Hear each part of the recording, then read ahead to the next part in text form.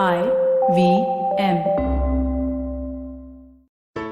There's a quick survey to fill out on ivmpodcast.com/survey. It lets us know a little bit more about who's listening to us. And you know what? We're going to do a few prizes. So, we'll do a random drawing of maybe 10 people and we'll send you all some swag.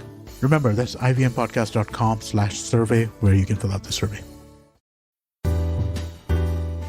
So I remember 2017, I was at the Delhi Tattoo Convention, which used to happen in the Indira Gandhi Indoor Stadium. And that year, we had this one artist come down from the USA. His name is Jeff Cogway. Jeff Cogway is like one of the modern masters in tattooing. He's like one of those Dave Grohls of tattooing, let's say. He's big, So what he does is like the neo-Japanese or the impressionist Japanese traditional tattooing, where traditional Japanese tattooing has a lot of history, of course, and everything. But a lot of Western tattooers have sort of tried to study Japanese traditional tattooing because it is like the mecca of all tattooing styles.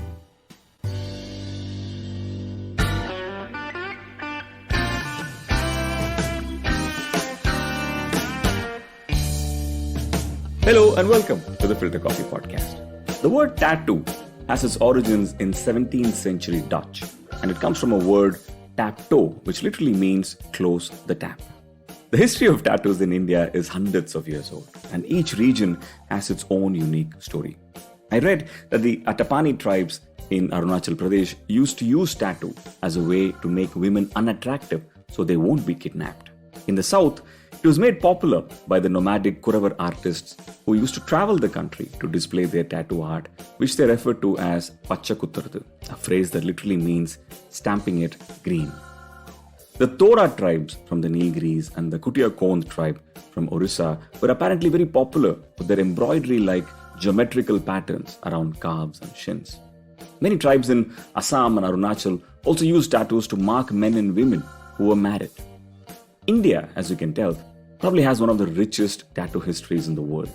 And over the last decade or so, it has also become an unmissable modern subculture. From sports stars to musicians to actors to the people you and I meet at work or in the metro, tattoos have become a beautiful way in which young Indians express themselves. My guest today, Shubham Nag, runs one of the most popular YouTube channels on the tattoo culture. It is literally called Tattoo Culture. Culture spelled Cultr. I will link the channel on the show notes. Shubham is among the first to start documenting India's modern tattoo history. He started the blog Tattoo Trade Journal in 2014 and then created the Tattoo Culture YouTube channel in 2016. And over the last 6 years, it has become South Asia's largest and most engaged tattoo community. Shubham often writes for magazines across South Asia, translates important books on the culture, and hosts some of the largest tattoo conventions in this part of the world. I spoke to him about India's modern tattoo history, or its electric tattoo history, which according to him is also Bombay's tattoo history. I also tried to learn tattoo appreciation from him. How do you know when you see a great tattoo? And we also spoke about the extraordinary bond that the artist shares with the person who's getting inked. Stay with us. We'll be right back on the Filter Koffee Podcast.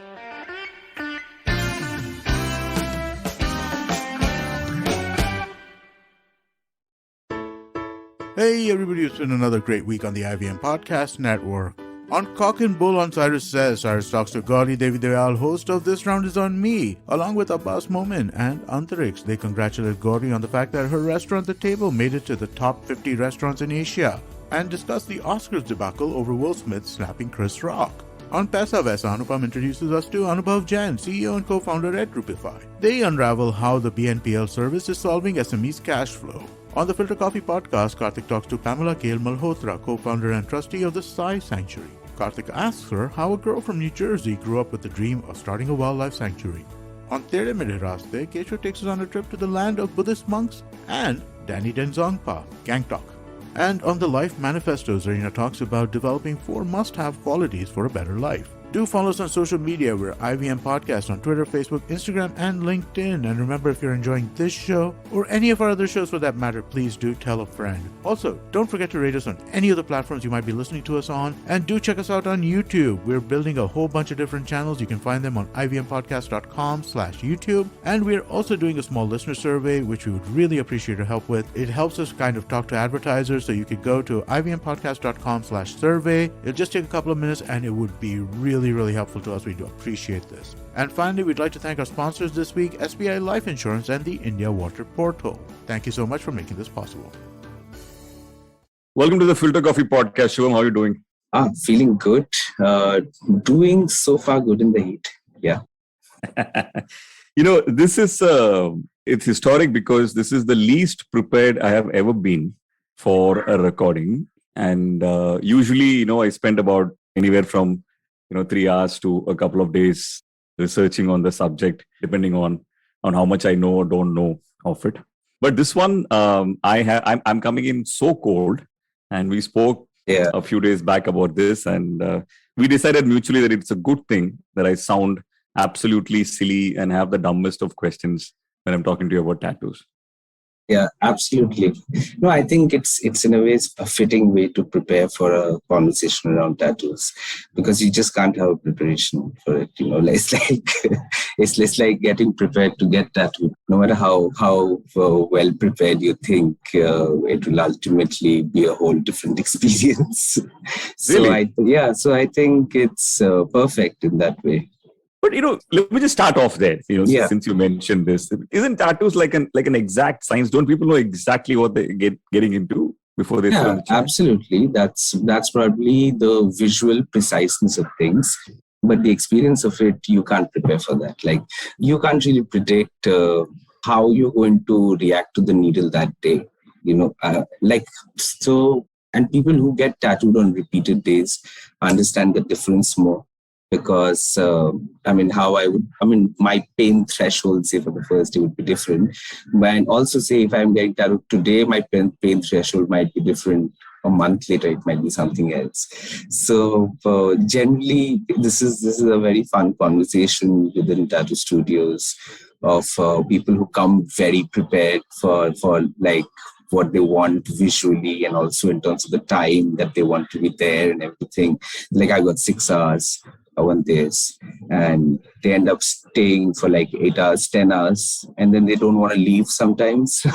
And sometimes they're like, I want to come back tomorrow for something more. So yeah, it's like a sea of finding yourself in a way, I think. Yeah. I have so many questions on what you just, but I'm going to hold my horses because I think we got a little ahead of ourselves. I want to start a little. I'm going to come back to you on what you just said about pain thresholds in just a bit, Shubham. But I want to talk to you about your younger years growing up, and at what point you got drawn towards the world of tattoos. Oh, so I actually wasn't. I have some visual memories of seeing tattoos as a kid, but for me, the association just happened. Like, when I just one day, I think, decided that I'll get a tattoo. Even till that point, I had no connection with tattoos, no connection at all. Like, I didn't have friends who were heavily tattooed or something. I knew people who were tattooed, and I would wonder, just how generally people who are not tattooed wonder that. How can they have that on their body forever? Like, I remember in my college, there was a friend of mine, he's still a good friend. So he used to have basically a bike chain, like a typical one of those early 2000s tattoos, almost like Pichu Gang from Hum Bhi Josh Mein or something. Like a bike chain which is moving around your arm like a snake of sorts, right? And I'm recovering from the fact that you still remember Josh, but go on with the story, huh? Yeah, and we were talking about this movie last night for some reason, but yeah. So growing up, even during college years, till I came to Bombay, which was in 2013, I had no connection with tattoos. And then in 2014 of, I think, August or something, I just So one of those typical, heartbreak stories where, young guy, like broken up and, like people generally get tattooed when they have just like, when the girl says yes or something. I got tattooed when it fell off. So, but anyways, I got this cheesy ass tattoo and very corny also at the same time. And, are we allowed to discuss what it is, or we're skipping this part? Yeah, no, I don't care. So it's basically it's text over here with something that was supposed to be a silkworm, but definitely looks like, I don't know, like a crooked penis of sorts. But yeah, I'm sorry. I was going to say cobra, but let's just go with this. Huh? So yeah, it was some shit that I basically connected with some childhood memories, and I just wrote a couple of lines, and I was like, I'm going to get this tattooed because I write and I should get something which is written by me, and that'll be on me forever. So, well, went to the studio, and I was really stoned, I have to be honest about this. I went to the studio, I was stoned, and I was wearing this t-shirt which literally said high five. And the tattoo artist turned out to be this another Bengali dude. And he saw me and he was like, Bengali? I was like, and I was like, yeah. I was like, okay. Like, and then it just happened. He and this, the guy who ran the place, Kevin Andrade, a lot of people in Bombay know him from the advertising scene and from like the music and tattoo scene. So Kevin Andrade, he used to run the studio called Flying Lotus in Andheri. Okay, it used to be in Veera Desai in Andheri. Now they've shut shop because of the pandemic. So Flying Lotus tattoo, I used to see it on my way back home, and so every day. So just entered the studio, met Kevin, said, I have this 4 lines, I want to get tattooed. And he's a very sweet guy, and like, yeah, come. So you say, we'll design something for you, have a cup of coffee, sat for like an hour. He was designing. But what was the brief to him? What did you tell Kevin that you wanted? So I just said that I want these 4 lines and I want a silkworm. So he was like, a silkworm? I was like, yeah. He was like, I've been tattooing for 12 years. Nobody ever asked me to do a silkworm for them. I don't even know what a silkworm looks like. So I was like, okay, we can Google it because I don't think my visual memory serves of it very well as well. And he was like, okay, let's do this. So we sat, we Googled a few pictures of silkworms. He's like, you know what, man, what you're looking to get is not going to happen in that much space, okay? So if you want a really real looking silkworm, you'll have to give me some time and you have to give me more space. I said, see, I'm pretty broke. I'm only spending this much on this tattoo. So that's not happening. What can you do? So he was like, okay, I'll see. So now because he was the senior artist, he didn't want to take up the shit job, right? So he gave it to Utsav. So Utsav was chilling. He gave it to Utsav and Utsav was like, okay, silkworm is it? Okay, if I just do it like just lines, is it fine for you? I was like, as long as it looks something resembling to that, I can work with that. That's fine. And so it turned out to be it's not barely a silkworm of sorts, but yeah. Now that you mention it, it does look like a silkworm. Yes. For sure. I'll believe you. But it doesn't. That also I know. But regardless of the tattoo, I just met 2 people who are now probably my foundation pillars into my exposure to the world of tattoos. It's because what happened was this guy, Kevin, while he's a tattoo artist and he's a very rare breed of tattoo artists. So he's a very intelligent tattoo artist who kind of puts a way too much thought into his work. He takes, in fact, maybe even not as much in terms of application, but the amount of thought he puts into his philosophy of tattooing. It's like very, very really questions every basics of it. So kind of that one night, we just struck off a lot of conversations where I started getting to know about this completely new world, which I had no idea about. And I had no idea how serious this profession is, how serious this community is, how tight-knit this community is, how age-old this tradition is, A lot of things, it's like a burst of colors in your head kind of thing. So yeah, that was like the starting point where I like got pulled into this. Like it was inevitable for me to not get to know everything about this. Right. In a moment, I just want you to walk us through this journey because what started off as this very emotional decision, clearly, then opened you onto this world where you will then go and then figure out the history of this art and who are the artists. You'll go much deeper into this, and we're all thankful to you that you then became a creator in this space. Tattoo culture is one of the most exciting channels I've consumed from in recent memory. Before you just walk into this, right, I want to talk about the philosophy of this, right? And I thought that's probably a good place to start. Like you did before, you made the decision to go in. For me, it has always been about exactly like what you mentioned, like the commitment to something, right? Like, I don't know if I can, with a very clear head, commit to wearing a blue shirt tomorrow, right?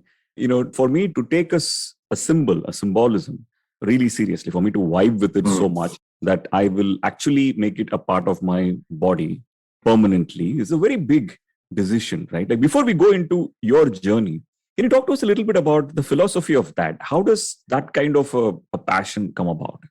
It's a brilliant question. And it's like a deja vu moment for me because I remember, I think that's a good point to sort of begin on this. So I remember 2017, I was at the Delhi Tattoo Convention, which used to happen in the Indira Gandhi Indoor Stadium. And that year, we had this one artist come down from the USA. His name is Jeff Cogway.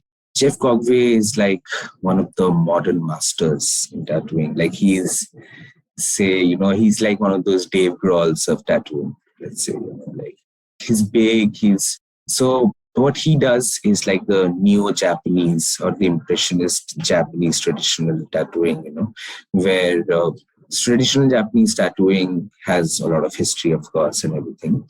But a lot of Western tattooers have sort of tried to study Japanese traditional tattooing because it is like the mecca of all tattooing styles. So I had asked him in an interview in 2017 at Delhi that could you tell me what your philosophy of tattooing is? Like, is it a business for you? Is it an art form for you? Is it an outlet of expression for you? Is it a way of life? Like, is it an amalgamation of all of these things? So to which he had just two words to tell me. When I said amalgamation of things, he just added two words, and more, right? So in a way that kind of, I think, really stayed with me, or it kind of like put it in words for me as well, like how probably I also look at tattooing, that, it's like, as you said, rightly said, like, the seriousness of having certain symbols on your body or certain iconography, like, So I try and avoid having very direct symbols or things have a lot of like common perceptions attached to it and everything, right? There's like a huge taboo within the conflict within the tattooing community of people who have swastikas tattooed on them. Hell, a lot of people in Eastern Europe and across Europe, actually, America as well, people get swastikas tattooed on them. But like for us, probably, or generally around the world, right, swastika has a very like negative connotation of it, right, because of obvious political reasons, historical reasons. And it is very weird because you see, a bunch of white people having swastikas tattooed on them and then saying, no, it's because I've traveled to India or I've traveled to Thailand or I've traveled to Nepal and my mind is opened up. So philosophy of tattooing and what is your school of thought in tattooing, there are so many different schools of them. So there are certain people, like say in India, I think the mainstream majority in Indian tattooing, the way tattooing has sold to people in India, right? It has been sold as, little ornaments of your memories that you put on your body, right? That is how kind of, that is why people feel it's safe to get a god's name or symbol or, get their sons or daughters' names or footprints or their wedding rings or an infinity knot, right? Something that has no major meaning also, which so, I'm pretty comfortable living with something that can be, that even I can say, okay, it's just an infinity symbol, right?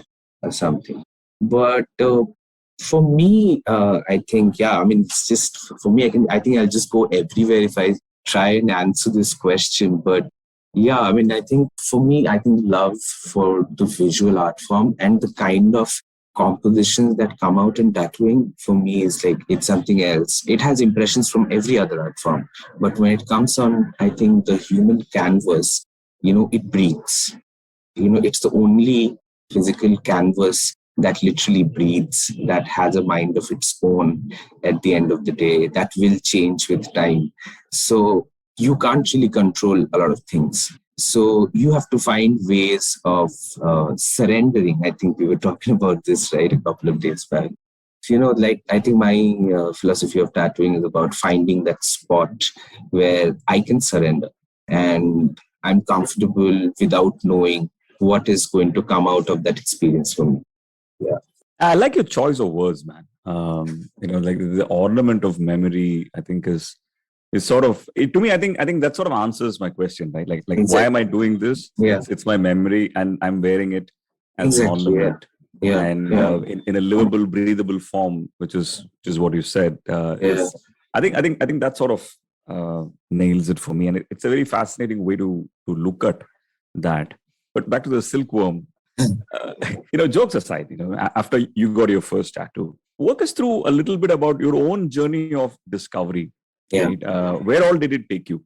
Oh yeah, it took me everywhere. It gave me a life like I have stories of for the rest of my lifetime. They gave me 5-6 years that I think I have now stories for a long, long time to come for and from.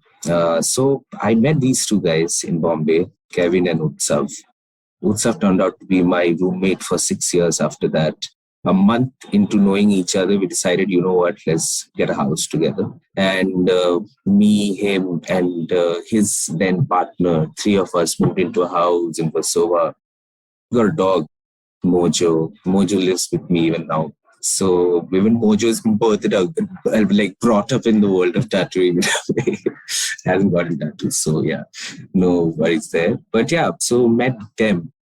And then with Kevin, I started to know about a little bit of, basically I wanted to know, apart from you guys, who are there other people who take tattooing so seriously? Because I was new, right? I was like, I mean, this is just a tattoo. I will take things so seriously kind of thing, like it's not like so legit an art form as music or something. And that's what my impression at that time was, So met him. Then he started telling me about the history of Bombay tattooing, And because the history of Bombay tattooing is also the history of Indian tattooing. So, right now there are these, some of these iconic studios in Bombay, right? First one being Crayons by Samir Patange in Bandra. Crayons has been there in Bombay for ages. Not the first. Before them, of course, even more iconic probably Al's on Hill Road, Bandra, right? There's Body Canvas. These three are like such old players in the Bombay tattoo scene. But how did these people learn how to tattoo? That was my question, right? Like, okay, they all have been in that range of 15 to 20 years running a tattoo studio in a country where not many people get tattooed. So where did they learn how to tattoo? And that's when I got to know about this one guy. I mean, I believe he could have been the subject of some really good documentary of sorts. Dr. J.A. Kohiyar, Dr. Jahangir Kohiyar. He was a psychiatrist who unfortunately passed away last year, but a psychiatrist who planted seeds of modern tattooing in India, in a way. So he had his chamber till he passed away. Seeds of what did you say? Like he planted the seeds of modern tattooing in India. Tattooing. Yeah. Sorry. Please go. So electric tattoo, basically. Got it. Let's say that. So when Kohiyar, Django is how he was fondly called by one of the living legends of tattooing, Philippe Lou. Philippe Lou is this French tattoo artist who is perceived as, like he's like Sachin Tendulkar of tattooing, man. Like he's like the god, man. Like, he's some other level. Like stuff that he's done in the 80s and 90s. They tend to become even, some of those tattoos are growing in beauty even now. So he's some visionary of some other level, So Philippe Lou turned out that he got his first tattoo machine ever at the age of 11 when the Liu family used to come to Goa every year. He got his first tattoo machine at the age of 11 by Dr. J. Gohiar. And the Liu family used to call him Django. And that's how Dr. Gohiar is also known in the tattoo world as Django. Now, Django got fascinated into tattooing when he used to see, this is like pre-independence, when he used to see the English sailors, who used to come and get tattooed by this one guy called Babu Rao or someone, okay, at that time, like, who used to basically a street tattooer. This is Bombay. This is pre-independence Bombay in Kolaba. And so he used to see this man tattoo these English sailors and all. Okay. And only those sailor jerrys and, peonies, those kind of animals, typical anchors, he got really fascinated. But then it was always there in the back of his mind. He went to UK to study psychiatry. And before he was leaving back from UK, he chanced upon a tattoo studio who were looking for an apprentice. Somebody would clean the shop, open the shop, keep everything clean, sterilized, etc. And he had an interest in the art. So he apprenticed in the shop in UK before coming back to India for doing his practice. And that kind of changed his life in a way. It's because once he came back to India, he started his practice, once he had his chamber and everything. And then in the 90s, this is when, what he used to do is till 5 p.m. is this classic looking white psychiatrist chamber. And after 5 p.m., literally things flip, furnitures flip and shit, and it turns into a tattoo studio. And you can imagine 90s and all, like how many people would have even went to pay and get tattooed at that time, like very few people, like a cult of sorts, maybe just a few people. And he has these stories of how, a waiter from Hindustan Hotel had come to him to get tattooed. And then once he had gone to Hindustan Hotel, when the waiter came and said that, everybody loves the tattoo that you did on me and everything. And at that time, Gohiar's friends would make fun of him, saying that, what kind of people do you mix with? Because at that time also this whole bourgeois and like upper class, lower class, all that bullshit, right? So he used to be like, no, see, that is something that I do out of passion, whatnot. And he kept it hidden from society for a long, long time. He would only do it for the few genuinely interested people who didn't care about what people around them would say if they had a tribal motive, like a tribal or like a bike chain or like a koi fish on them or something, right? And then he had an apprentice by the name of Anil Gupta. Anil Gupta was a student at JJ College, and he would come to Gohiar because he really liked the kind of pop culture elements that Gohiar was doing at that time. So he said, there's a lot of things that I don't learn in college, so I want to come and see what's your thought process like and everything. So Gohiar said, cool, you be my apprentice. So what your job will be is that one is keeping the studio clean after 5 p.m. and everything, and don't show your face before 5. And the second thing is, so in tattooing, what you do is when you have a design ready, right, then you stencil it on a carbon paper of sorts. And then you put that stencil on the body part, right? And then you tattoo on that. So that's like a tracing. Now, Gohiar's thing was, he was like, Anil, you can't get me, you can't do a stencil of things, like you will have to draw everything. So I won't give you the leeway of getting even anything copied from one source to the other source. So generally what would happen is that the 2 rupees that he would spend on like 100 printouts at that time, he was getting Anil to draw everything instead of getting a single printout from anywhere. So he would also get these books from the UK and all tattoo magazines, which would have designs, right? And he would ask Anil to, make a bigger version of this. So you draw.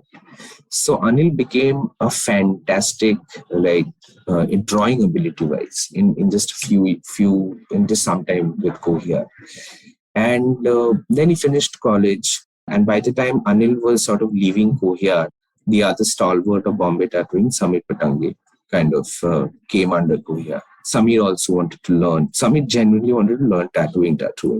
Then what happened is Anil went to New York to study fashion, I think. Anil Gupta went to New York to study fashion. It wasn't working out for him till kind of fate came together and kind of something that happened to Kohiyar, something similar happened with Anil Gupta. That he came across a flyer on the street of somebody needing a tattoo apprentice or a junior artist of sorts. And he stayed back a couple of months working at that place. And since then, he has changed history of sorts in terms of tattooing. So Anil Gupta is famous for doing what is called almost like a single needle realism. So what that is that does these really fine line work, but massive scale and realistic looking, okay, and which is his own thing. Like there's no one else who has been able to replicate it around the world.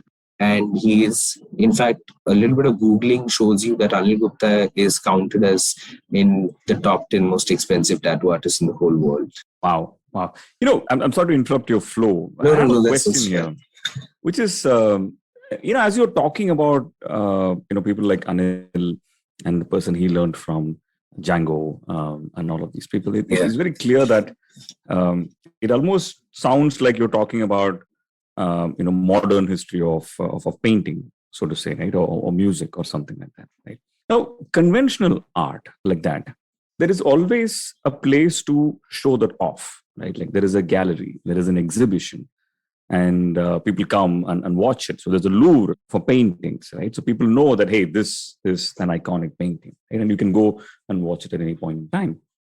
What is the gallery equivalent? Where do you show off as a tattoo artist? How does someone else know that you've created extraordinary art? Yeah. So to be honest, it's Instagram.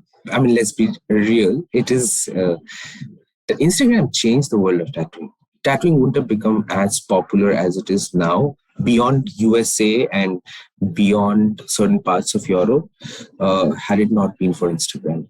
Because if you see, Japan always had an underground tattoo culture of sorts, right? Prehistorically as well, medieval periods. They have several periods of tattooing and different art styles and meanings and everything during those times. In America, you had tattooing being born out of prisons. And in Europe, again, it was largely a lot of art nouveau scene, which sort of translated into tattooing. And then, of course, there was other music impressions and everything. But if it was not for the internet, if not for Instagram and all, specifically in India, like say modern tattooing wouldn't have picked up, man.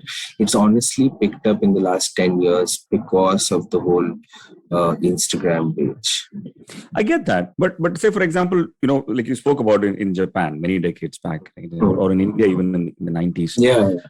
When these people started out, how did people discover great work? How did word of mouth happen? Yeah. So that's what I had attempted to also again make tattoo magazines. Tattoo magazines have been like this, collector's thing for ages. So there are some of these tattoo magazines which have been published for like the last 40, 50 years out of America and out of Germany, out of England, UK. So some of these magazines, like there's this magazine called Tattoo Life, which is just brilliant. So because this man, Mickey Vialetto, is like an inspiration for me. This guy, Italian guy, does like 5 conventions in Europe. Okay. 5 of the biggest tattoo conventions in Europe. And these are massive events. And I'm telling you, these are events as big as the scale of like your full-blown and it's 7 weekenders. And there's no music or shit happening over there. It's just booths after booths of world-class tattoo artists sitting and tattooing. However, so tattoo magazines what used to happen in India, how it used to happen, the people who had friends or relatives in America or people who had friends in Europe and so they would tell them to, get me as many tattoo magazines as you can. And, even now, if you go to tattoo studios anywhere in India, and you're likely to find this in most places, you'll still find these old tattoo magazines or pages cut out from them and plaster or on walls, etc. and all. Because that's where the whole idea of what tattoo beauty is or how tattoo art should look like, that's where it all came in India from. And in terms, but sorry, your question was around like, what is the gallery of tattooing? I think it's us, right? Like we are the only, so it's everywhere, it's nowhere kind of thing. Right.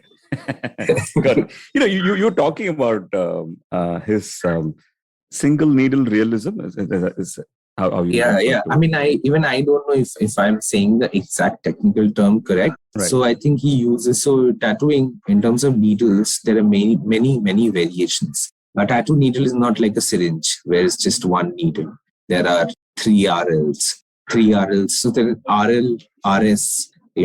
So round liners, round shaders, like brushes, pretty much. Yeah. So how in brushes you have so many sizes, right? So in tattooing needles also you have many sizes, right? So he uses these like 3 RLs and 1 RLs, I think, which are very fine line work, right? And he would etch these realistic, almost like, and this is like the 90s when to get like a 3D shine kind of thing on a 2D piece of art, right? Like on just like flat piece of art, it was it was still something very unachievable levels kind of thing, right? Having that chrome shine, if you're doing like a chain, and if you get the chrome shine on the chain on the edge, right? That is something that Photoshop is enabled for a lot of people, but these people were doing it on skin back in the 80s, 90s, when they only probably had available in the market just one shade of black. So, and these artists are very technically able as well, right? Like in terms of, they would just get this one black, right? Now you would have to turn that one black into probably n number of shades of black, n number of percentages of black, right? Like if you see, I'm trying to see, but with my brown skin, it's difficult to kind of show, but I don't know. So just this part, it's not all the same shade of black. Just for example, right? So at that nowadays, you would get all the different shades itself. Back at that time, they would have to really make their own mixes. So from tattoo artist to tattoo artist, the ink color would vary at that time. And Anil Gupta was a technical master. So he would get these grays that would only keep getting more and more saturated with time. He understood the whole concept of white ink on human skin keeps changing colors over time very early on. A lot of people hadn't cracked it. So the more melanin in your skin tone, white ink tends to become brown or yellow during the summers when the sun is high. And then the winters when weather cools down, your skin cools down, it turns back to that white. So he was someone who figured these things very early on, and he started playing with these things very early on. So I remember watching him tattoo at like 2017 Delhi Tattoo Convention, and very funny because this guy is wearing like red shades and tattooing at like 7 p.m. in the evening under like lights and everything. And I was like, is he high? Is he stoned? Why is he wearing red shades? But someone told me that there's a reason to it. Because what happens is when you're getting tattooed, your skin is being wounded, right? So your skin redness starts happening in your skin, right? Your pores are opening up. So your skin starts to get red, right? And you also lose blood. So obviously. So he would, and because he does such fine line work, right? So he really needs to see what he's doing at that moment. So he takes a lot of time with tattooing that way. So he would wear red shades to avoid the redness blurring his vision of where he's tattooing, what he's tattooing at that time. So a lot of these little ingenious things that he came up with, a lot of engineering that went into his tattooing. And tattooing is a lot of like workshop work, it's a lot of like, human labor, physical labor. It's a lot of physical labor, it's a lot of skilled physical labor also, ensuring that the weight of the machine is how you would want it. So people tape their machines to make it as heavy as they want it to be. Some people have wide fingers, some people have thin fingers, so they will have to adjust holding of the machine accordingly. And a lot of nuances in these things. Before we go into the behind the scenes of the skill part of it, help me a little bit with the tattoo appreciation part of it, right? What are the different kinds of tattoos and how, like, like with the whole discourse around wine, how do I know that something is a great piece of art and something is an okay piece of art?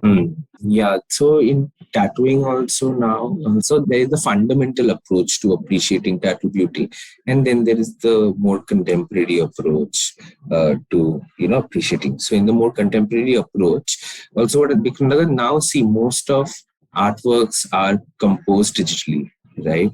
So the idea of what good art is constantly changing and evolving because of that, right? But what happens is when you're bringing that art on human canvas, a lot of things are changing. A lot of it is a lot of the principles of digital art doesn't work on the human body.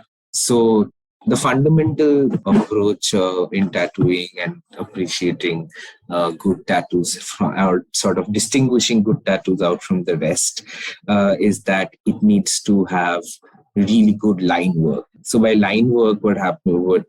So let's say if someone's done a portrait of you, right?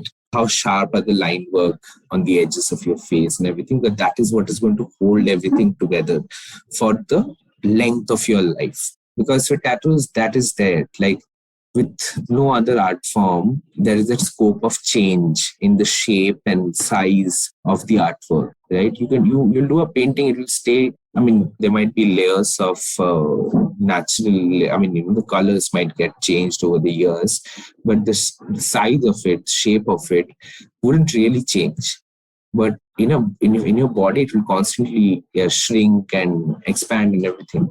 So a lot of people in like the purists of tattooing are like against like realism tattooing, for example, because realism doesn't stay well on your body, or that is also being challenged and challenged very well in today's state. But so yeah, it's because realism tattooing doesn't have line work solid or not. And then flow is a huge thing in tattooing. Flow. So because is it flowing with that particular person's body? That's the first thing.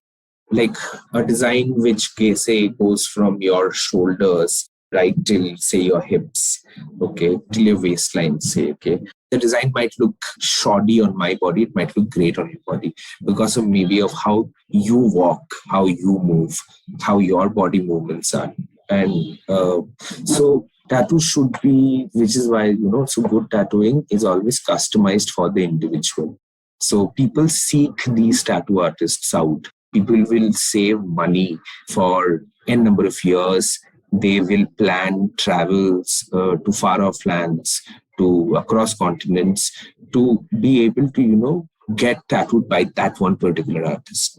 So because even say if you're in Bombay, there are n number of good artists, but still I know a lot of people in Bombay who save up money, who would go and get tattooed by this one particular guy in Thailand, or one particular guy in Australia, this one particular tattoo in Russia. So it's just finding, like a lot of the perceptions I think around tattooing are sort of centered around, okay, these are people who want to stand out. But I think these are people who just want to belong, but they're just trying to find that one tribe where they really feel that they belong. So I got, 2 or 3 points in this, and I didn't get one point. I get the fact that, the line work is very important. And realism, by realism, I'm assuming reproducing an object or an entity the way it is on skin. And I can understand why. But a lot of young tattoo artists now, or not even young, like experienced ones as well, they've cracked it. Like they do realism which stays like mad real for like years to come. Wow. So and I also sort of understand, for example, and again, this is like I self-confessed at the beginning of the episode, it's going to be a series of silly comments I'm going to make. Yeah. I think again, I probably understand what you mean when you say flow with the body. Like, for example, I don't know what do you think of it, but I think Virat Kohli's tattoo sort of flows very well with him. Very well. It's done by Sunny Vanushali of Aliens. A few artists actually. I think he got some work done by this guy called Deep from Bangalore, very good friend. Deep is again a very thoughtful artist actually. Deep did some work I know on this part of his forearm, and he had some work by Sunny Vanushali of Aliens tattoo. You might have seen them in Malad. And they're actually all over India now. It's a big franchise-based tattoo studio. In fact, I also really like Virat's tattoo, man. Right. I But think the one part I'm not sure if I understood that is when you said it has to go with how the person moves, right? Yeah. Can you double click on that a little bit? Yeah, so nice. That's a nice phrase of double clicking. Yeah, but so yeah, there's some people who are really comfortable with it, even when they're sitting in like a Chinese squat position. Okay, like generally people when they're trying to Chinese squat, they will just be on their toes, right? They can't touch their heels down, right? And so when your feet is like this generally, right? And when it can't go this generally, for someone like that, you can't have a certain, say, a flow. But when it goes like this, there is inherently some curves in your body which will add to however that flow is coming. So whether that is some wind, whether it's like a claw of an animal, whether that is peonies or or sakuras, or like fire or something. These elements are very breathable elements, right? And they really depend on the shape of your body. So a lot of people, like some people like me who are a little overweight probably, who perceive themselves to be overweight, however it is. And for us, I think we get a little conscious about, that what is going to look good on my body or not, right? Because I don't even know if I'm going to be confident of being without my shirt in places, or if I have this thing on my body, is it like too hardcore considering like how my body is? Do I have to get ripped because I'm getting a tattoo? A lot of people do that, right? A lot of people get into fit, like just like getting some shape and tone in their body because they're like, I'm going to get tattooed. So that is there. That is the perception of. Is that a right way of thinking? No, I don't think so at all. No. Some of the most beautifully tattooed people are these like absolute chubby monsters that I know.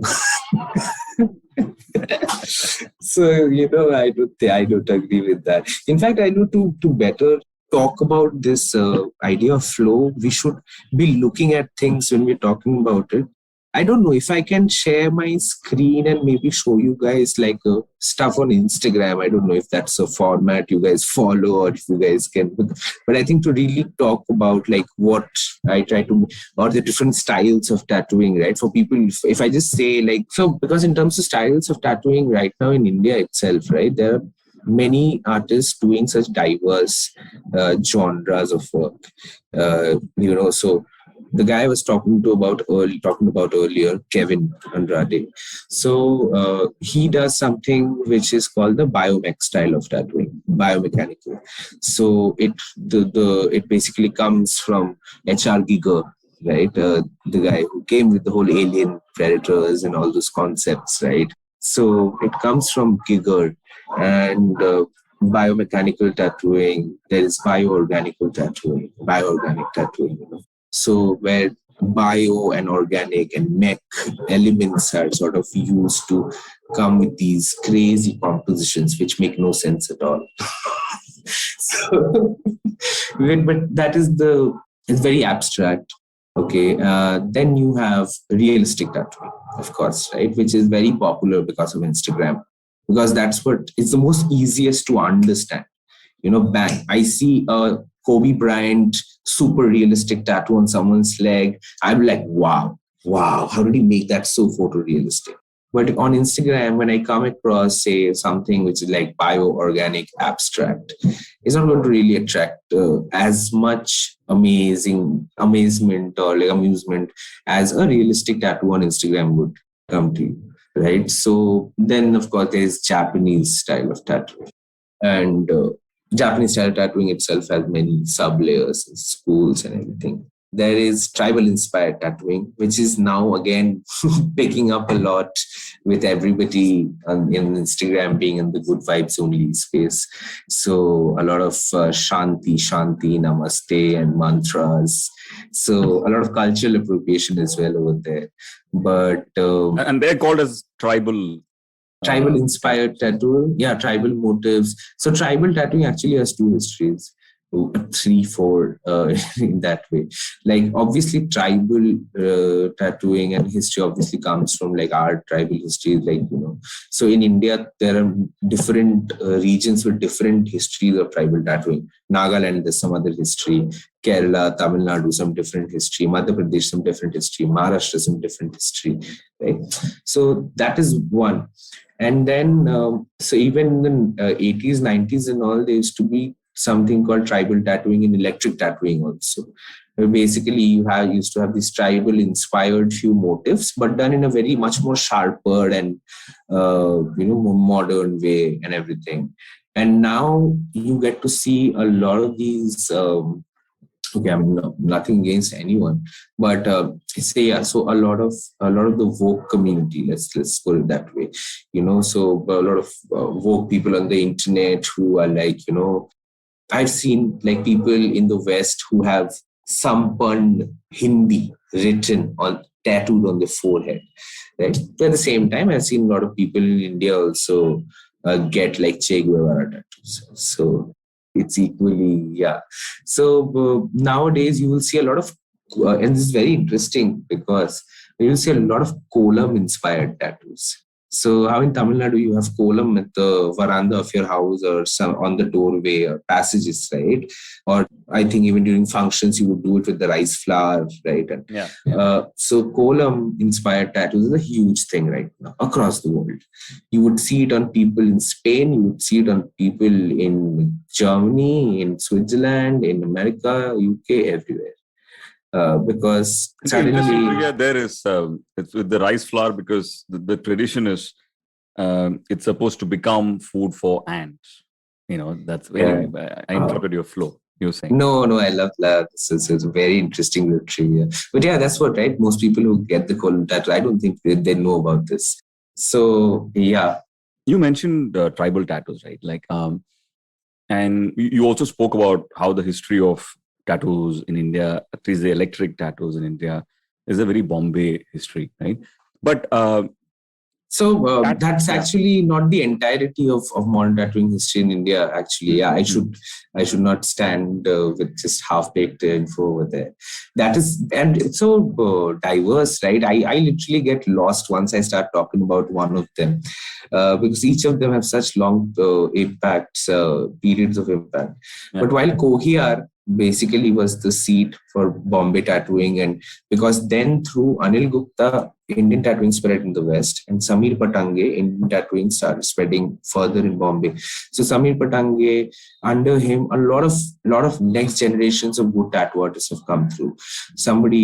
People in Bombay know a lot. Eric Jason D'Souza of Iron Bus Tattoos used to be an apprentice of Samir. Deep from Bangalore used to be an apprentice of Samir. Zahir Chhatriwala in Bombay, very famous, very good work, very fine work. Studio Z in Bandra, he's also an ex-apprentice of Samir. Duncan Vegas of Goa, Ink Fiddle Tattoo, again an apprentice of Samir. And these are all very good artists themselves who have now also had a few good apprentices who are now also really good artists. So where I was going with that question is that, I don't know if this is correct, but growing up, right, in the 80s and 90s, I've seen, people from rural India to this day also talk about tattooing in a very different way. Right? Some of that is actually very spiritual. Some of that is actually to do with relationships they have with their loved ones. Right? Yeah. Some of them are also pagan in nature. Right? So, and I've also always seen that their tattoos are mostly, of course, freehand and also green in color, right? Has your journey sort of taken you to discovering what was going on in India like centuries before? And what kind of ink did they use? So to be honest, different tribes used to have different ways of even the device and the ink.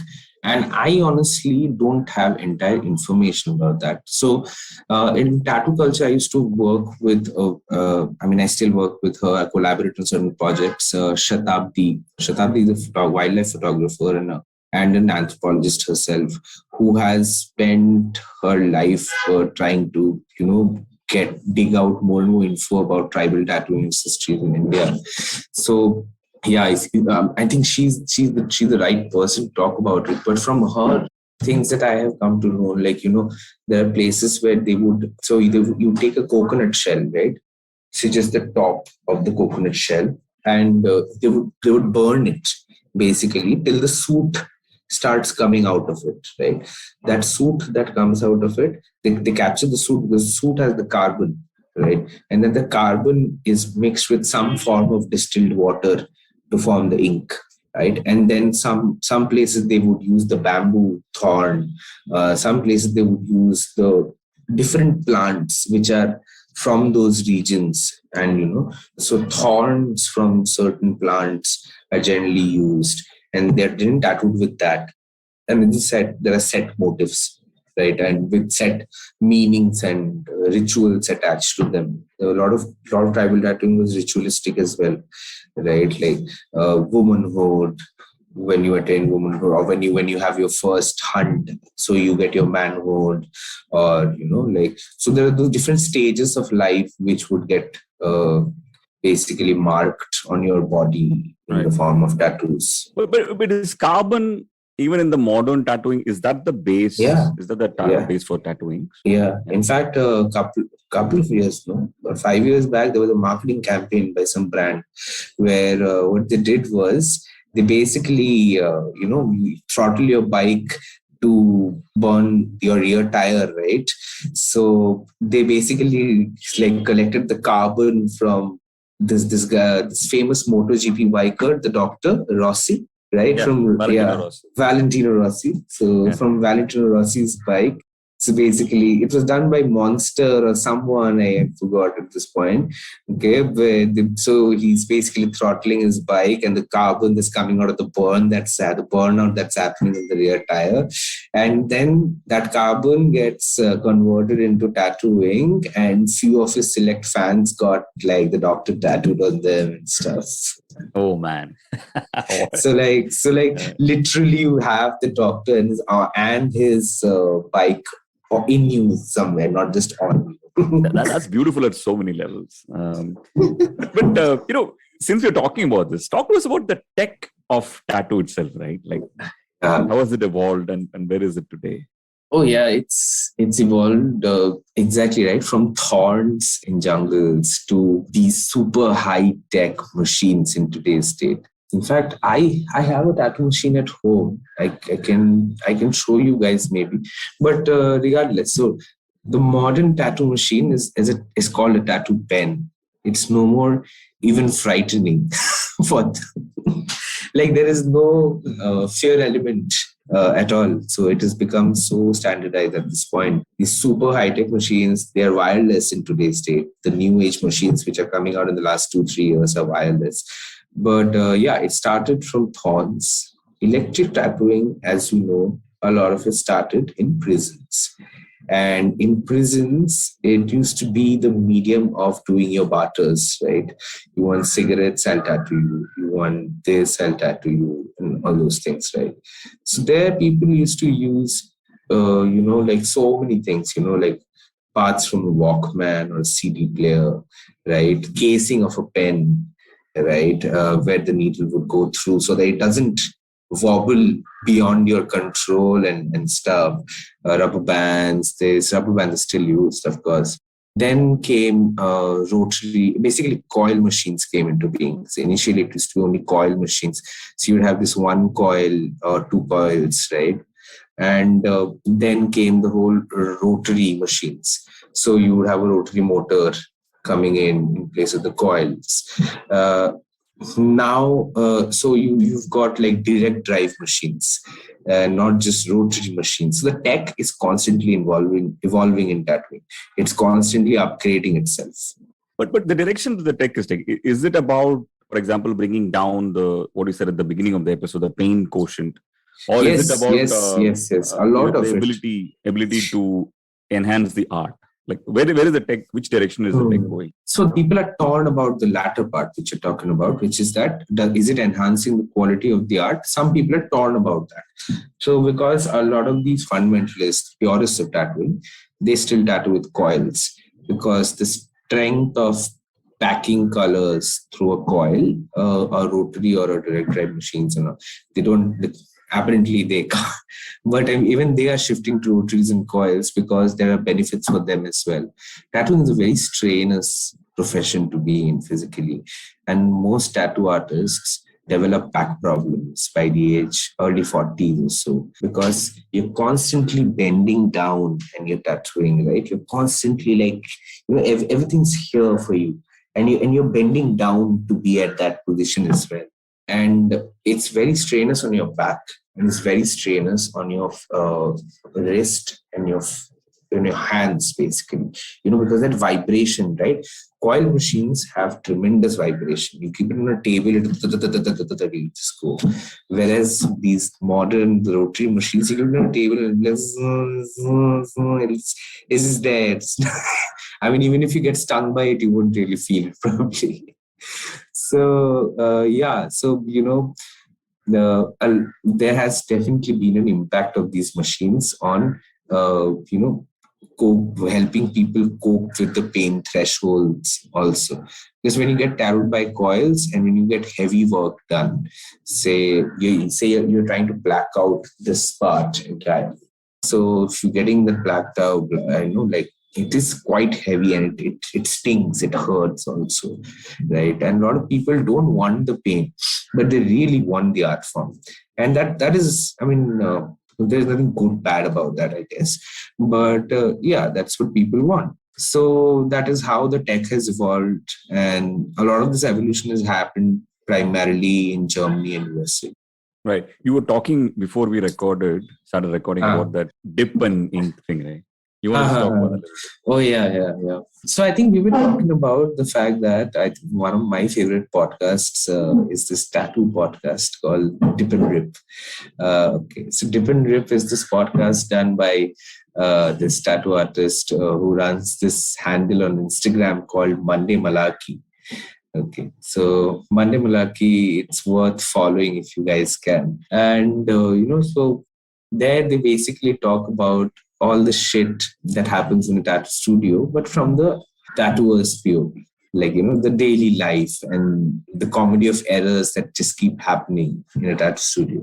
So dip and rip, basically the concept again, as it comes from, so when you're tattooing, and from what I've seen, I don't tattoo, so I don't know it personally, but from what I've seen, right? So you're tattooing the person here, and after every not even 2 minutes, after every 1.5 minutes or so, you will have to go refill, right? So you're finished, and then you're going and you're refilling, doing tattooing, refilling. And sometimes what happens is that all this while, your foot used to be on the pedal. So earlier, how you would run tattoo machines is you have the machine on your hand, and it is connected to a power supply. Now, but the power supply is connected to a foot pedal. Okay, it's basically like for a drummer or for an electric player. Okay, so you have a foot pedal, and every time you're stepping on the foot pedal, that's when the machine is on. So that's when it's buzzing, right? So when you take your foot off, it stops buzzing. Now you generally kept your foot on. You're not removing it every time you're moving, right? So you would sometimes end up like digging through the plastic ink cups, and that would splatter the ink that is inside the ink cup everywhere, right? So it's very rare to meet a tattoo artist without splattered jeans. Yeah. Very rare. Now that you mention it, I don't think I've seen one with yeah. Some white and black specks on the jeans has to be. Yeah, it has to. But tell me, the more you talk about the tech of tattooing, I need to ask you this: the relationship between and it sounds funny when I say this, the tattooer and the tattooee, the person who's getting the tattoo done, right, and the artist, that is. How critical is that? I mean, we don't say that the canvas and the artist has a relationship, right? They don't. But in the case of tattoos, what is the role of the person who's getting the art done? Huge. In fact, I'm so glad you brought that up. That for me is the key defining element as to who I get tattooed from. For me, I really have to connect with the person I get tattooed from, because it's like if you really connect with your tattoo artist, right? And because you're at a very vulnerable state. I feel like, when I get tattooed, I don't want to discard the fact that there is pain involved. I'm very well aware of it, that there is pain involved in this, and I've signed up for it because there's definitely something about, even apart from the pain, or the pain, that I like, right? So in that process, like, you end up sharing and understanding a lot of things about yourself as well. There's a lot of unlearning and learning that happens in those sessions when you're getting tattooed. So it becomes very important of what kind of bond you and your artist are also being able to share. Because even from before your tattoo has started, if you have, say, a concept in your head, which you can't visualize, but you are commissioning this person to visualize, right? While you're commissioning them to visualize, and it's their job to visualize it, that we know, it's okay, that is the transaction of things. But at the same time, as another creative person, you will understand this, right? That when you have a creative brief in front of you, you need to somehow connect with that. You need to put yourself in some shoes over there. You need to immerse yourself in some kind of environment to be able to crack that, right? Somehow, something, right? Then that is so with tattoo artists as well, right? Because if I go tomorrow to a tattoo artist and I say, you know what, I want to imagine a planet on my body, and I want the planet to be cracking up, and I want spaceships coming in. The first question a tattoo artist would really be interested in that would probably be, where is that planet? Is it this planet? Is it some new planet that you want me to make? What, right? So automatic suddenly, you also, I mean, if I have put that as my concept to the artist, I'll start questioning, right? That, okay, what planet is it that I want? Right? I'm just coming from a sci-fi angle because I think that's how I try to visualize my tattoos a bit, not always. But yeah, so the bond is a very unspoken of kind of a bond. But I know this, and this is for a fact, and you can talk to any heavily tattooed person in India, and they will, I think, agree to this. They will always keep going back to their artist because they have found like an irreplaceable connection with that person. And I think an irreplaceable connection, I think, is the right way to capture the kind of bond you can have with your tattoo artist. Yeah. That's fascinating, man. Absolutely fascinating. Yeah, I mean, to have something like that, I'm assuming then, before you ink yourself, it's a series of conversations. Absolutely. You're building that fabric of trust. Yeah, absolutely. So my right arm, I will avoid showing everything, but it's. I mean, and I don't think people will be able to understand as well. So it's I don't know if you can understand. It's basically a tattoo machine with a nib instead of a needle. Yeah. Right. And this wasn't my thought. This was a gift to me by Kevin. Kevin is the guy I started speaking about through, right? Flying Lotus. This is a gift to me from Kevin. This is not my thought. This is what. So I told him, like, right, because I learned everything about tattooing from him. So in a way, he was my master and I was his apprentice. In my school of tattooing, he is one of my masters and I am one of his students. And so obviously, I have to surrender one part of my body to him to let him express what he would want to express for me and what he understands of me, right? So I said, you know what, I need a sleeve by you, like an entire arm, right? So he was like, damn excited, let's do this. And then the first session that we sat on together, that was the only session where he actually had something prepared. And I was like, you actually have something prepared for me. You're not going freehand. I was like delighted. I was like, wow, I thought you were going to go freehand on me. Like, no, I have something planned and then everything else we will be freehanding in the future. So I was like, okay. And I honestly did not see my tattoo till the stencil was put on my arm. Okay. After the stencil was put on my arm, that's when he said, look in the mirror and tell me what you understand with this. And I said, okay, I see a tattoo machine And so there is even a face on top of it, of the machine on top. Okay. I see a tattoo machine and I see a nib. I don't know if I see a pussy on the nib, but I see a nib. And he's like, yes, there's a pussy on the nib, but it's a tattoo machine with a nib because you are as dedicated to the art form as I am, or as Utsav is, or as any other tattoo artist that we know in the community is. But your job, is not to tattoo other people, but to probably write about it and help people understand, or to help them, or give them the same perception that we within the community have of things. So I'm going to give you something around this because this is your journey and this is our journey together as well. So we will somehow celebrate that journey. So this is the masterpiece of the whole sleeve. And then whatever happens around it will be spontaneous and it will happen based on that time and what frame of mind the two of us are. So I've had 4.5 sessions on this tattoo so far in like 4.5 years.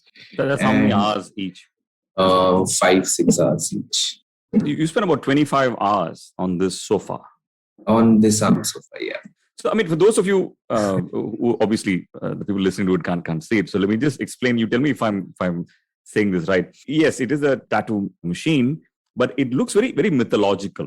Right? Yeah, it's not normal. It's not a exact replica of it. It almost looks like, for me, the first time I saw it, I thought it was a giant bird with a beak. And then I realized it's more of a machine, and it's very elaborate, and it goes throughout. Like you said, it's a sleeve. It's almost like a sleeve of a polo T-shirt. And you spend more than 25-30 hours on this. Is this done or still a work? No. It starts from here. From your wrist. Yeah, and then it goes through all the way till here. Right. That's all part of the same. Yeah. So these parts are still empty. There's a lot of empty parts still. Like these parts are works in progress. Right. So a lot of work is left. So yeah, he put the machine, which is the mothership. If my entire arm was basically a planet, and so the machine with the nib is like the mothership, which lands on this planet. It kind of deploys a kind of like a ship of sorts of its own to scavenge through the planet. And it's kind of planting new life. So I have some like earth cracking shit happening. Yeah. So extraordinary. Lot of smoking up sessions, I think, getting into those meanings. But yeah. I'm pretty sure we'll have another 2-3 hours of interesting stuff to do if we were to extend it's going to go on. Yeah, it's going to go on forever. But I want to end on a slightly different note. Somewhere in the conversation, you said about tattoo artists comparing notes on some of the humorous things, the humorous errors that happen in the line of work, right? Tell us 1 or 2 stories of what could have happened or what has happened to many of them. There's so many things that happen at tattoo studios, man. Like every day is pretty far at a tattoo studio. So you guys should go get tattooed for sure. Just to, like, if you can go hang around in those atmospheres. Tell me the one most bizarre thing that you heard of or you've seen. So difficult to pinpoint on, I think, at this point of time. I think, something that's very relatable for everyone, but this kind of discourse of tattoo humor has happened earlier in the mainstream. People getting their girlfriend or boyfriend's names tattooed on them, right? So we remember in Flying Lotus in Andrade, there was one time that this guy comes in, okay? He's come in with his girlfriend and he's like, Bandi ka naam karwana. Okay, so Bandi ka naam karana hai. So he gets the girl's name tattooed over here. And great. The girl's happy, he's happy, fantastic. We are like this relationship. So within us, we are like who was sitting around. We are like, one of us is like 6 months, the other's like 8 months, like 3 months, like a week. Basically, we're trying to predict when they're breaking up for sure. So, and literally 2 months later, this guy comes back and he's like, yaar wo naam karaya tha. And he comes with a new chick this time, yeah. And he's like, you remember I got my girlfriend's name tattooed by you. Can you cover that up and write her name? And that was like a mic drop moment. We're like, what? Like, okay. It took a moment for all of us to sort of settle in. Like, wow, how like dumb you can be, or like, But this is one super. I was in Delhi getting my leg tattooed from this artist in Gurgaon. Okay, and this tattoo studio is India's first professional tattoo studio. So very old and very classic looking kind of tattoo studio. It's in a mall now. So I was getting my tattoo there. It's the evening, and this guy comes literally wearing his shades. It's like past sundown. Okay, he's wearing shades. He's coming. He comes, sits on the chair, takes his gun out from the waist, keeps it on the table, and again, बंदी का नाम कराना है Mandarin. I'm like, Mandarin में? Why do you want it in Mandarin? But नहीं तो बापू पीटेंगे घर पे. I'm like, okay. This is nice. Here he is. He's taken a gun out of his waist, kept it on the table, and नहीं Mandarin में कराना है तो बापू पीटेंगे. So Allah.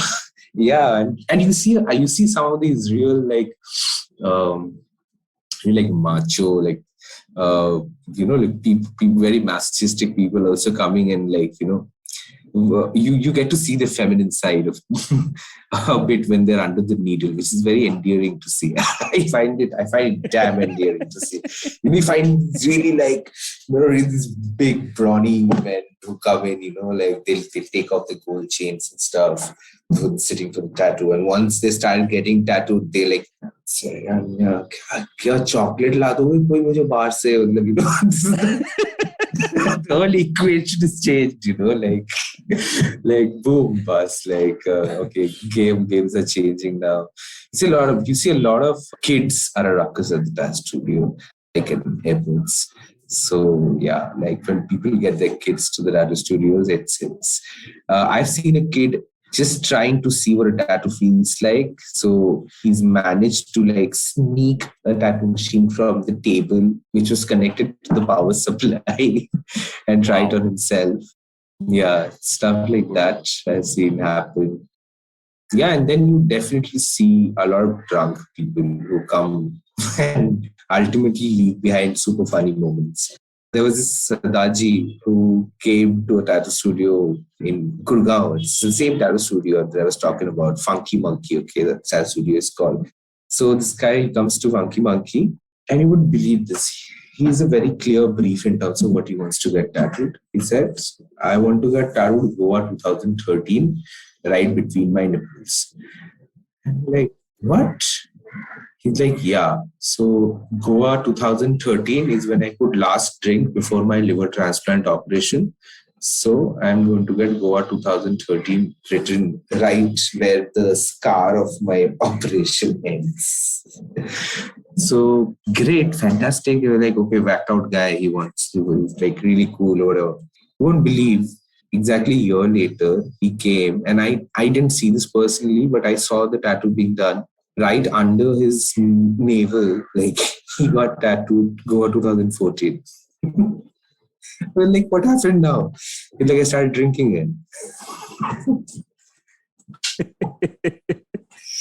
So, I started drinking again. Yeah, there have been people who like, how you've seen in those hangover movies and stuff, right? There where people wake up realizing they've gotten tattooed and stuff. There's literally someone we know in Hawaii who's done that. A very good friend of ours. But so he literally woke up to find that a half-eaten chicken lollipop is tattooed right beside his asshole. So, yeah. Yeah. Things can go, I think, haywire at the studio in terms of like the kind of requests people come up with, or like how people think that they look at tattoos and then how it changes over time, etc. Lot of whacked out things, and there are some people who genuinely want to be whacked out. So there is no shame in calling that. They want that, right? So yeah, tattooing gives them that space, I guess, to belong and to be whacked out at the same time. But it's amazing. I think it's great that this world, that you're so passionate about has both the frivolous. Absolutely. And the frivolous is the best part. Yeah, the frivolous is the best part of it. It is definitely the best part of it. Like in tattoo conventions, you would definitely come across some absolute characters, right? I remember meeting this guy in Goa who had tribal, the word written on his arm, like in a scratchy, how a kid would write it, okay? Tribal, okay? And it's written inverted. Okay, what is this? He's like, everybody's got a tribal tattoo. I want a tribal tattoo, but I want it for myself. So it's inverted. So when I look into the mirror, I can see it's tribal. Yes, that's an original thought. That's an original thought, right? Yeah. You can't make that shit up. Yeah. Hey, but in closing, Shubham, for people who want to go a little deeper, right? Take the journey the way you have taken. Is there anything that you recommend that they can listen to or watch or read? I definitely watch videos on Tattoo Culture's YouTube channel. Yeah, if you want to know some of like Indian tattooing stories and philosophies and how things are perceived and not. Unfortunately, my website is down right now, guys, but I'm working on it and it will be up in a few days' time. So I have a lot of interviews with Indian tattoo artists and South Asian tattoo artists, which give a real insight into how a lot of styles of tattooing come into being. So a lot of people just look at Pinterest, and while they decide on a tattoo, they still don't know why they have sort of chosen. They just visually liked it or so. But if they really want to know more about those things, they should read more. They should go to websites like Tattoo Do. They should try and follow certain Instagram handles like TTTism. Okay. But these are again these are just face value things. If you really want to get interested about this, the best gateway to it is to find a good tattoo artist and commit is a wrong word to say, but start off an elaborate piece with an artist, because what happens is that automatically puts you in connection with someone for a long period of time. And once you start getting something on your body, you start taking a lot of interest in it. And I've seen a lot of people who have come exploring into tattooing and then have not been able to go back to anything else. So enter at your own risk, because it's very difficult you would never want to get out of it once you're really in it, I think. So, yeah. Awesome. Great. Shubham, it was an absolute pleasure speaking with you. I think I've done a lot of verbal vomit for everyone. So, yeah. No, man, not at all. And I think I have this feeling that we'll probably do a round 2 of this sometime very soon. Thank you for sharing your extraordinary journey with us, and then good luck with whatever you're pursuing. Thank you, Karthik. This has been a brilliant session. A lot to reflect on for myself as well. And I think your questions are very poignant. They're brilliant. As an interviewer, I've learned a lot, I think, the last couple hour and a half or so. Yeah. Thanks, man. You've been kind. Have a good one. Awesome. Cheers. Bye. Thank you so much, Karthik. Thank you. So that was our show this week. I hope you liked it. And if you did, and if you're a fan of the show, hey, I have something to ask of you. If you are listening to the show on Spotify or Apple right now, please do rate us on the respective app.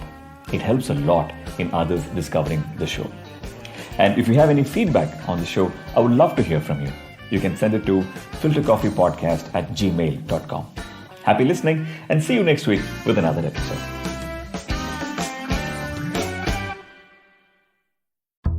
Ladies, I'm sure you will relate to it if I say that we are constantly busy with work, studies, cooking, and what not. And amidst all of this, we often forget an important element that needs our desperate attention: finance. So here we are, bringing to you SBI Life presents A Sip of Finance, a women-exclusive podcast where we will teach you how to manage personal finances in a simple and straightforward way with your host, Priyanka Acharya, a finance expert who's been in the industry for 14 plus years. And not just in English, but in 7 more languages. So tune in every Tuesday for fresh episodes on the IBM Podcast Network and all major podcast streaming platforms.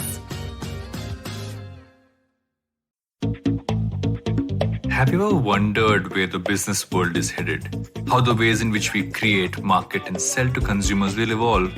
Or if we'll ever go back to wearing pants while working? For answers to all of this and more, tune into Advertising is Dead with me, Varun Dugirala. Every Tuesday, as I talk to entrepreneurs, leaders, and change makers from across business, media, marketing, and beyond. You can catch all episodes of Advertising is Dead on the IVM Podcast website, app, or wherever you get your podcast from.